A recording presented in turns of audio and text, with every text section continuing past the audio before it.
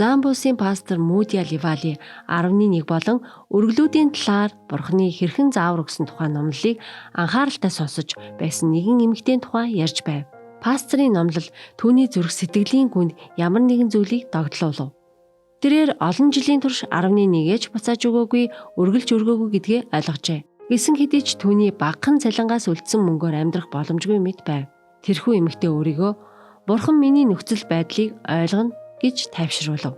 Дараагийн амралтын өдөр мөнөөх пастор дахин номлоод энэ удаад Иохан 2:5 дугаар ишлэл. Түүний эхэн зарцнарт хандан тэр та нарт юу айлтна, түүнийг үйлд гэсэн үгс түүний оюун санаанд бүтэн 7 хоногийн турш цуйратаж байлаа. Эмэгтэй бодлоосоо ангижрах гэж чадсангүй. Эцэст нь тэрээр өөрөөсөө би профессорууд, хоол зүйч, эмч нарын үгийг сонсдог. Хэрэв би бусад хүмүүсийн хийснийг дагдаг юм бол яагаад Бурхны дуулууртай дагахаас эргэлздэг юм бэ гэж асуув. Гэмссэн тэрээр залбирч итгэлгүй байдлыг минь уучлж, бат шийдвэр гаргахад минь туслахыг Бурханаас гуйжээ. Тэрээр 11-гээ буцаан өгч түүнд амлалтын өргөл өгч эхлэхдээ Бурхны ивэлүүд түүний өргөсөн мөнгнөөс илүү байгааг олж мэдэв.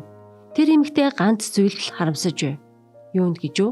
Эмэгтэй Бурхныг дуулууртай дагахыг маш удаан хүлээсэн байлаа.